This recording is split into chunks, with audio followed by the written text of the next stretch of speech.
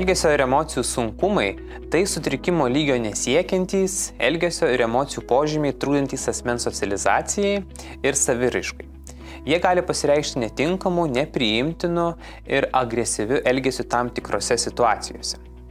Taip pat staigiais emocijų pokyčiais, menku savęs vertinimu ar įvairiomis baimėmis. Šie sunkumai yra laikini ir sprendžiami laiku suteikiant kokybišką pagalbą.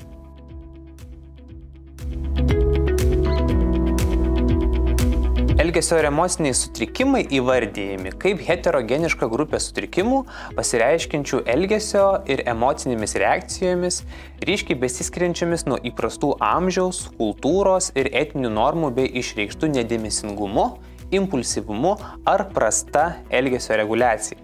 Priešingai nuo elgesio ir emocijų sunkumų jie nėra laikini, o pasireiškia nuolat ir ne mažiau nei 2 skirtingose srityse, pavyzdžiui, mokykloje ar namuose.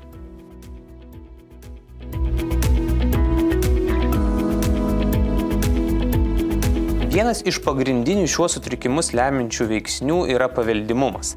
Tai reiškia, kad jeigu broliai ar seserys, tėvai ar net seneliai turi šį sutrikimą, atsiranda didesnė tikimybė turėti ir kitiems vaikams. Kitas neatsiejamas rizikos veiksnys yra motinos būklė nėštumo metu ir įvairios gimdymo komplikacijos. Tai pavyzdžiui, įvairios motinos ligos nėštumo metu, alkoholis, narkotikai, mityba, apsinuodijimai cheminėmis medžiagomis.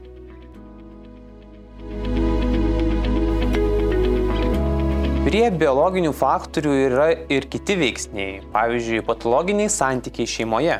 Tai dėmesio stoka vaikui, smurtas, prievarta, tėvų barniai ar griežtos bausmės.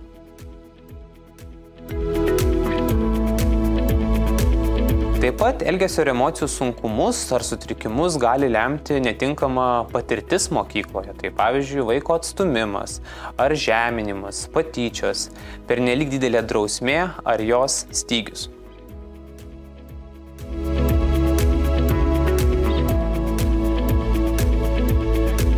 Taigi, elgesio ir emocijų sutrikimų atsiradimą gali lemti 3 svarbios priežastys – biologinis faktorius, socialinė aplinka ir šeima. Sunku nuspėti, kuri priežastis lėmė elgesio ir emocijų sunkumus ar sutrikimus, kadangi jų gali būti ir kelios.